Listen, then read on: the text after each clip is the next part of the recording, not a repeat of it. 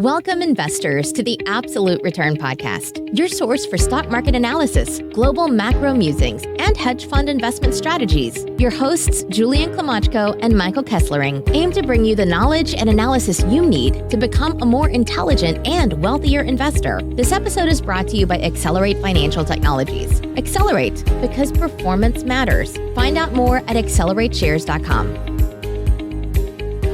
Welcome, investors, to episode 65 of the Absolute Return Podcast. I'm your host, Julian Klimachko.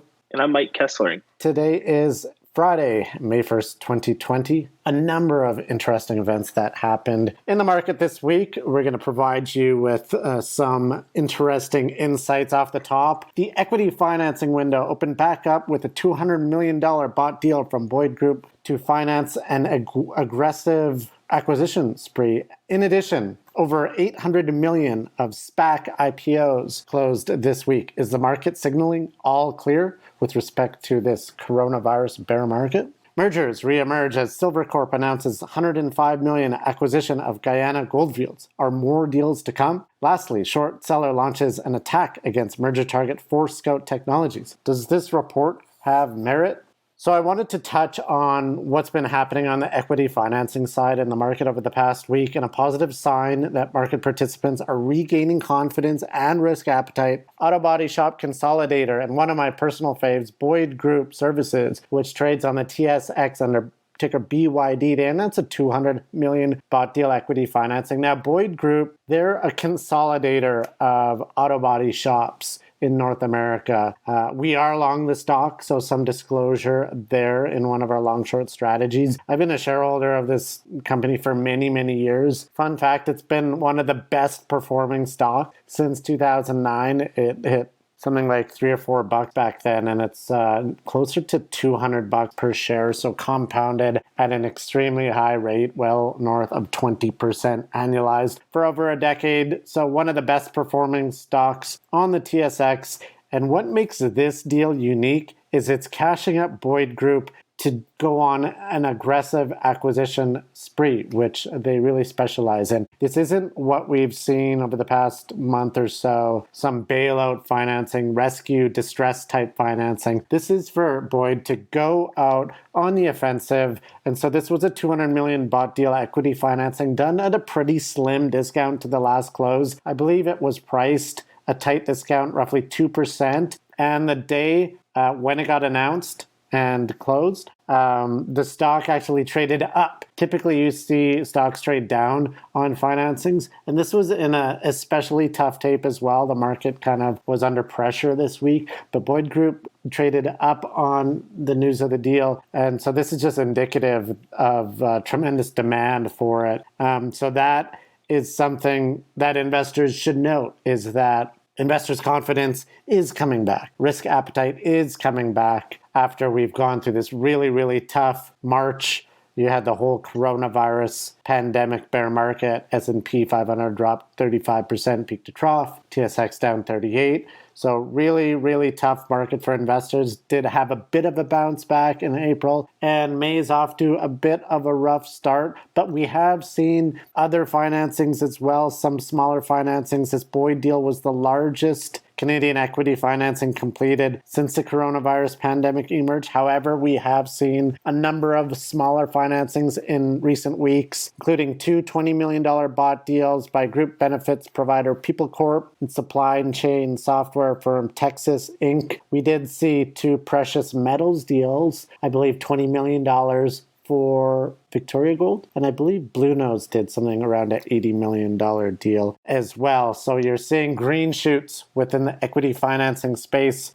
In the special purpose acquisition space, which was really dead for about a month until last week, we saw Social Capital 3 do a massive IPO. I mean, north of 700 million, which we talked about on last week's podcast episode. Well, this week we saw 3 additional SPAC IPOs close. So that equity window, that IPO window has bursted wide open. 3 deals raised over 800 million in aggregate. And these were generally by, I'd consider, top sponsors One of them was by Fortress, which is a large alternative asset manager, actually owned by SoftBank. Another social capital deal. So this was number 2, social capital ahead of Sophia, which was supposed to launch on March 16th, which then they delayed because March 16th was one of the worst days for the equity markets in history. So they did end up delaying it, getting it done at the end of April. And the last one, which actually IPO'd today, is a cannabis-focused SPAC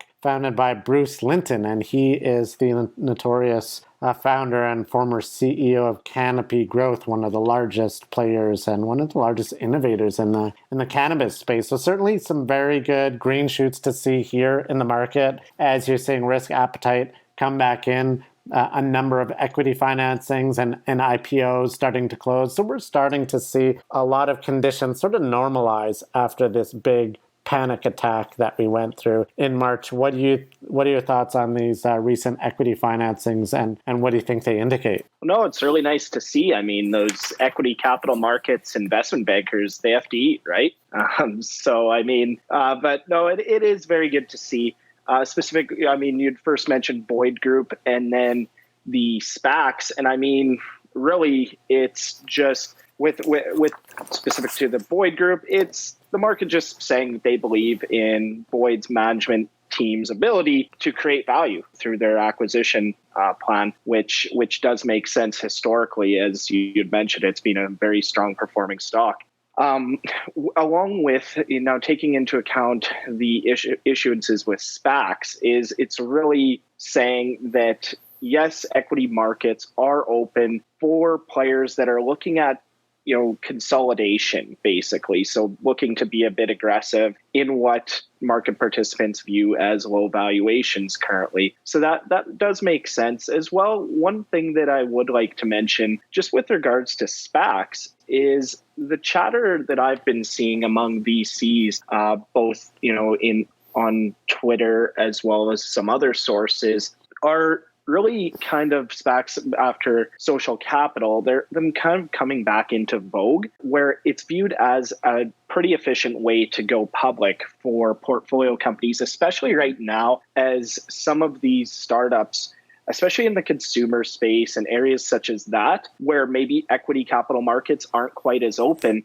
Well, looking at a SPAC, there's typically a couple $100 million of cash on the balance sheet that is able to be used by the company after the completion of a transaction with a SPAC. And so it's a way to bring in cash, an inflow of cash onto the balance sheet, and viewed by a few participants in the VC space as an alternative to direct listings, which Bill Gurley, we've talked about whether direct listings were going to overtake the traditional IPO process. And it really is just another alternative, which also does bring in cash in the door for companies. Yeah, it's an interesting structure, and we love SPACs just because they provide interesting arbitrage opportunities. The other thing to note with respect to financings is that I read a stat showing so far 60% of the financings in the US were via convertible bonds. And there is this notion of increased volatility,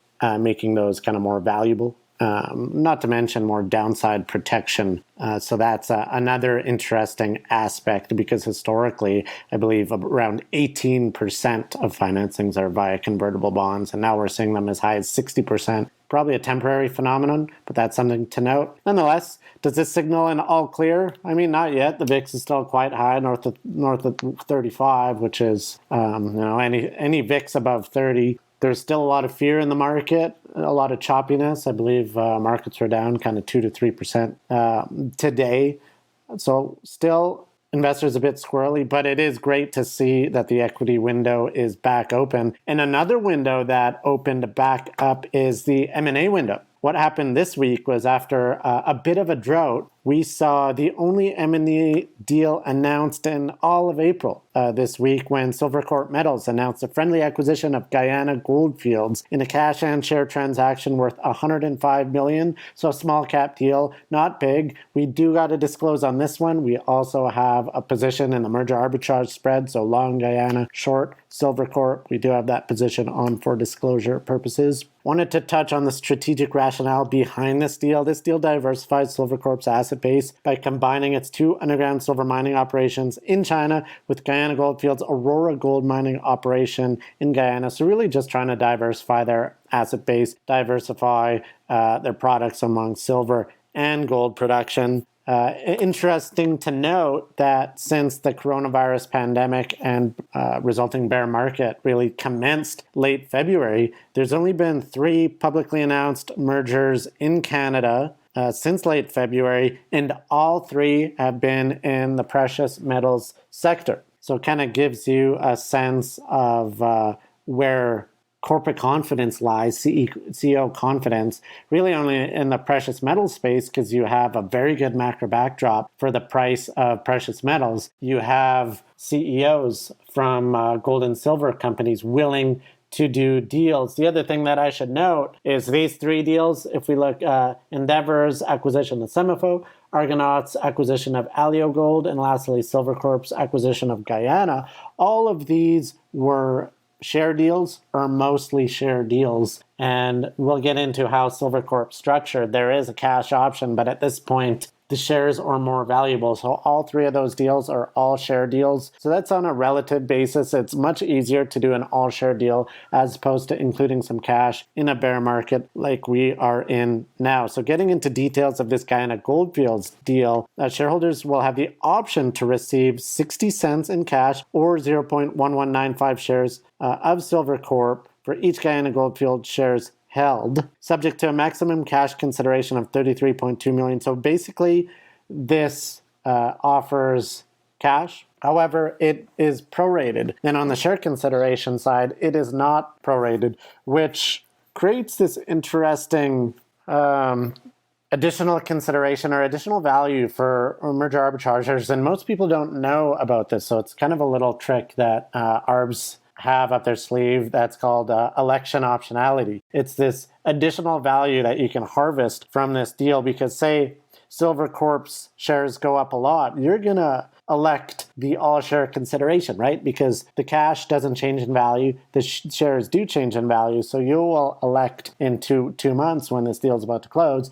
you're going to elect the all-share consideration, but say Silvercorp shares decline quite a bit, you're actually going to select the all-cash portion. Now, other people are smart. They're going to want to elect cash as well, but typically you get a good allotment on that. So there is a bit of optionality within that. If the stock tanks a lot, you can cushion the blow of the downside. So you'll be fully hedged. And as Silvercorp shares decline, you'll make more money off the deal because you can actually increase the value of the consideration by selecting the cash consideration. So there's some interesting proration optionality, some additional value for arbitrageurs, an advanced arbitrage technique for you on that one. Nonetheless, more details on this transaction. Pro forma, Guyana Goldfield shareholders will own 7.1% of Silvercorp shares. And that's a good number because it's under the threshold such that Silvercorp does not need to have its own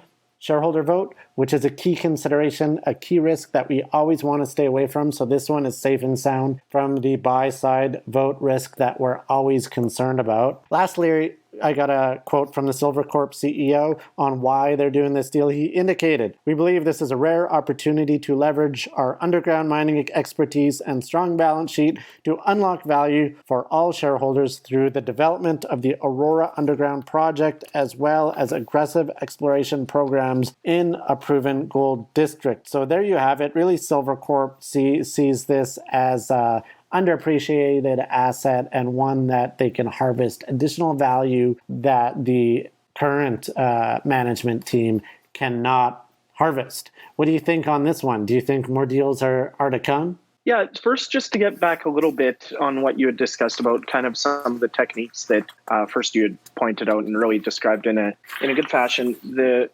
upside optionality with proration, but as well with cash proration. Another thing that arbitrageurs will analyze is they'll make an estimate of what the prorated percentage of cash would be. If you elect 100% cash, you're unlikely to get 100% cash in that situation. But what you'll do is make an estimate of what percentage of cash you'll get, whether that be 40 or 50%. of the cash in allotted. And so what you would basically do is look at comparable transactions, see historically where deals have come in terms of proration, as well as you can look at some of the trading flows to see any insights in terms of if there's many other ARBs that are getting into the name that might give you an indication on higher or lower the percentage that you'll be allotted. But I just thought I would add that as well. But specific to this deal too is what I think I found most interesting about the Silvercorp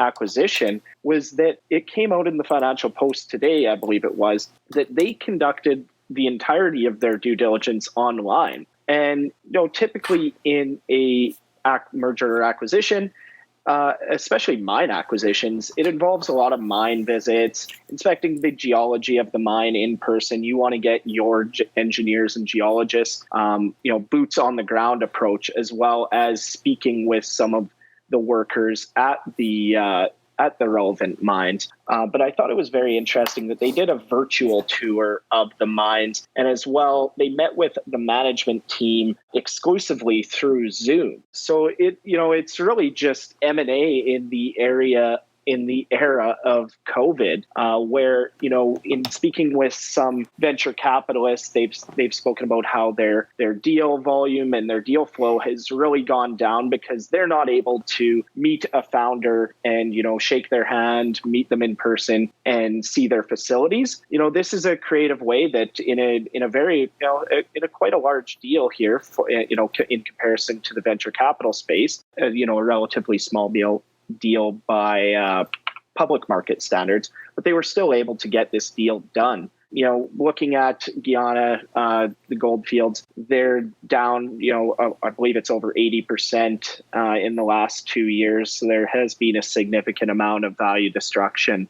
Silvercorp likely was already at least a little bit familiar with their actual operations, but it was interesting to follow. And I would like to point out as well in terms of the M&A market. Now, this was a deal that was previously announced a long time ago, but did end up closing on Wednesday, was Calgary-based TC Energy. They completed the sale of 2 natural gas power plants in Ontario for about $2.8 billion. So, that's just another example of, deals still are closing in this environment, and it's been very interesting to follow.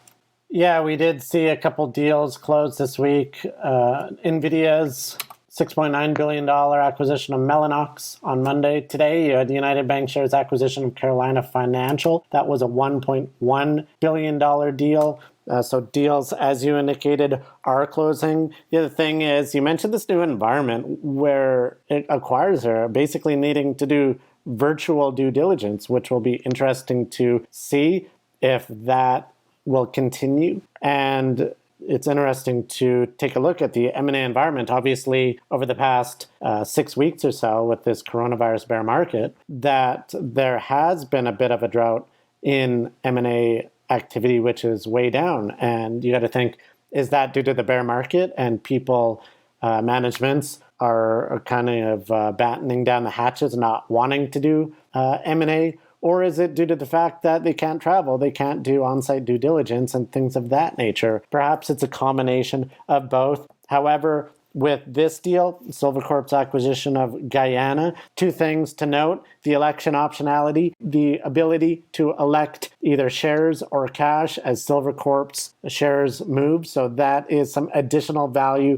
that can be captured by merger arbitrageurs. If Silvercorp stock declines markedly, you have a bit of a synthetic put there with the ability to elect cash. The other would be the proration optionality, which basically indicates that if Silvercorp shares do decline quite a bit and you elect cash, perhaps you could get more than you expect, just given some people either don't elect because they're, whether it be lazy or they're just not paying attention, or they have tax, they want to elect shares for tax purposes.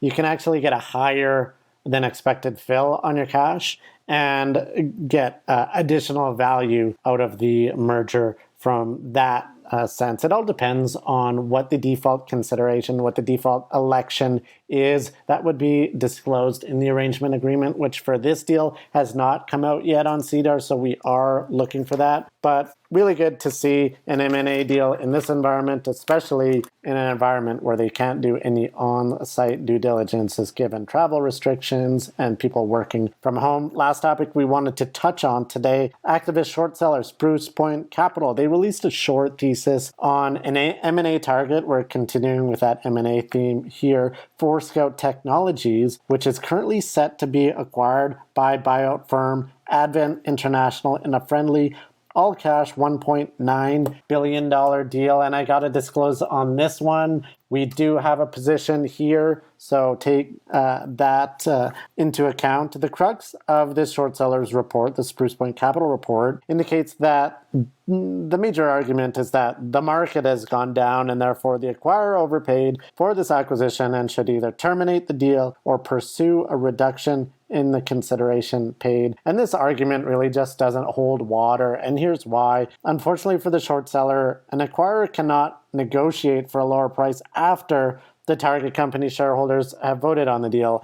And in this transaction, Forescout shareholders already voted and approved the acquisition on April 23rd. So the parties can't renegotiate that price. That ship has sailed.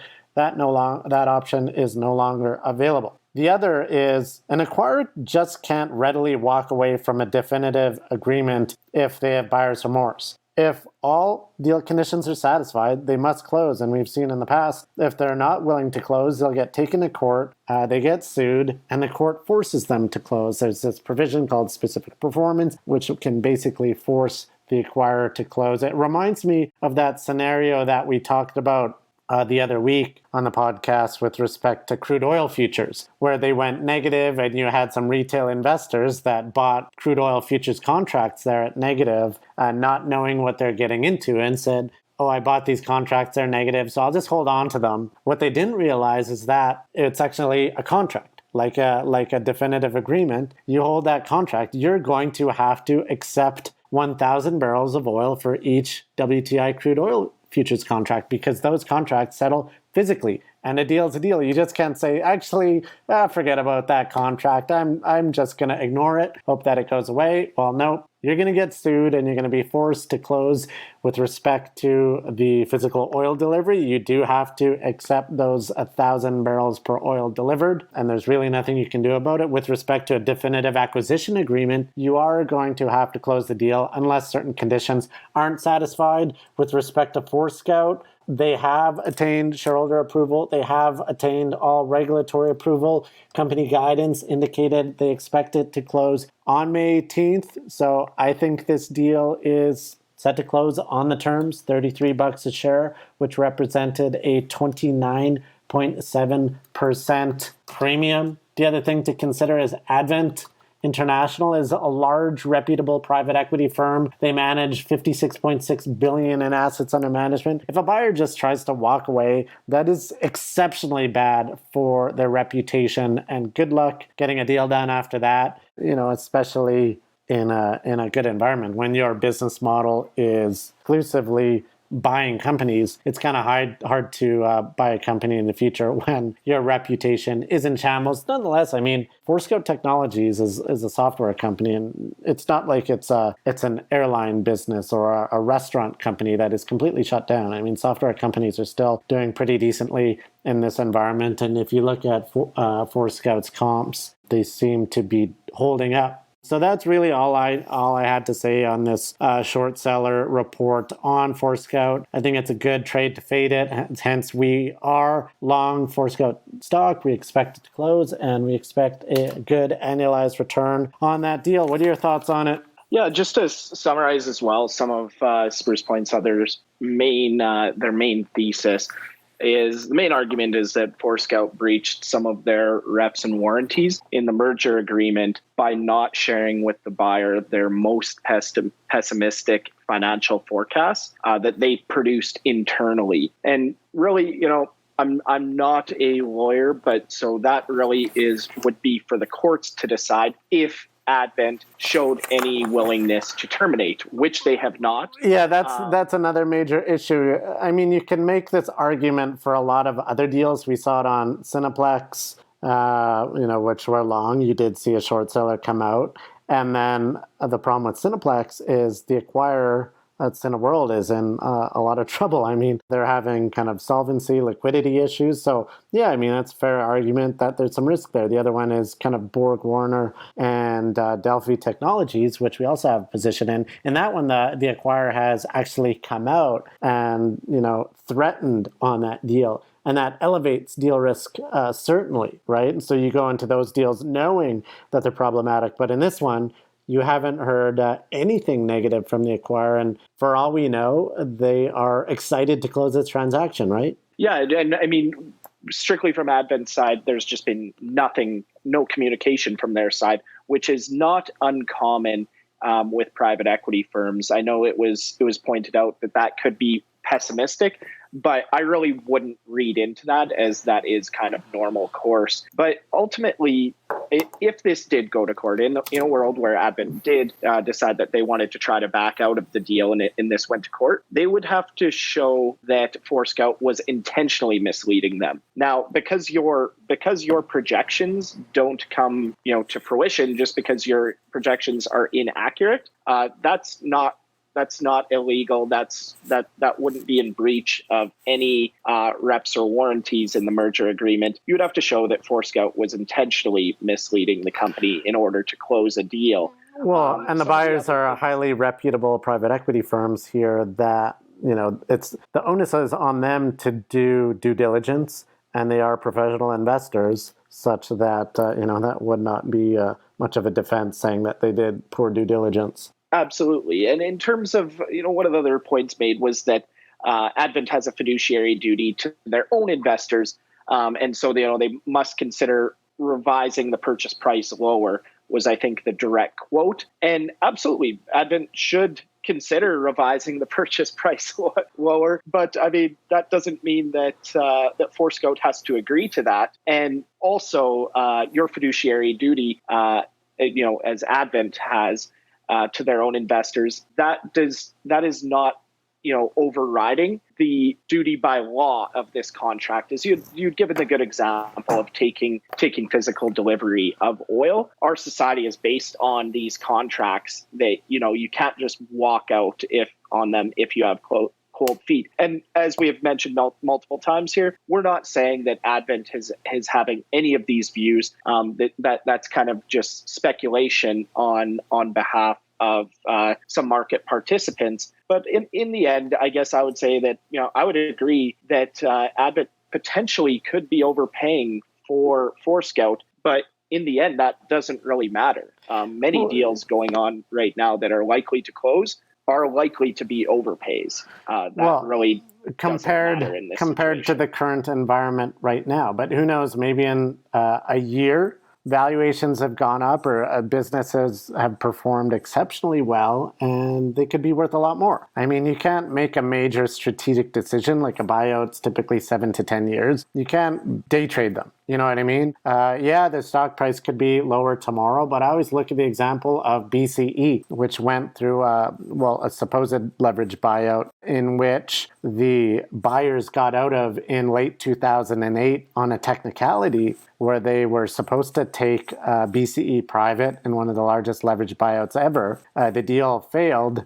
BCE dropped. They got out of the deal. The private equity firms were breathing a sigh of relief. However, you look at BCE, how they performed, that LBO would have been an unmitigated grand slam. They would have made billions of dollars. And I think now they probably deeply regret getting out of that deal, because it would have been incredibly successful just based off BCE's share price. They would have probably compounded north of 20% annualized. So it's this difference of time frames looking on a daily or monthly market basis versus long-term value creation potential. And I should note, so far throughout this crisis, you haven't seen a private equity firm back out of a public deal. We did have Blackstone recently closed the Tallgrass Energy deal, which was highly, highly distressed in a super challenging market. You did also see Thoma Bravo close their deal for Instructure, CPPIB closing the Pattern Energy deal, Digital Colony and Zayo.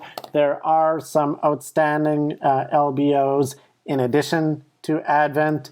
And so we obviously continue to monitor them. But those, all seem set to close. So it will be interesting to watch this one. In summary, on this Forescout deal, we do believe that the short seller report lacks merit. But, they're just kind of trying to rattle investors' cages, get the share price down such that they can cover. However, longs should remain invested here, and we believe that it will close, and that's our opinion. That kind of summarizes it for our latest episode here. Hope you guys enjoyed it. If you did, please check out more at absolutereturnpodcast.com. You should give us a follow on Twitter. My handle is at Julian Klimachko, KLYMOCHKO. Mike, where can they find you on Twitter? And mine is M_Kessling. That's KESSLERING. Wish you all the best in your investing, trading, and speculating this week. And until next week, we'll chat with you soon. Cheers. Thanks for tuning in to the Absolute Return Podcast. This episode was brought to you by Accelerate Financial Technologies. Accelerate, because performance matters. Find out more at accelerateshares.com. The views expressed in this podcast are the personal views of the participants and do not reflect the views of Accelerate. No aspect of this podcast constitutes investment, legal, or tax advice. Opinions expressed in this podcast should not be viewed as a recommendation or solicitation of an offer to buy or sell any securities or investment strategies. The information and opinions in this podcast are based on current market conditions and may fluctuate and change in the future. No representation or warranty, expressed or implied, is made on behalf of Accelerate as to the accuracy or completeness of the information contained in this podcast. Accelerate does not accept any liability for any direct, indirect, or consequential loss or damage suffered by any person as a result of relying on all or any part of this podcast, and any liability is expressly disclaimed.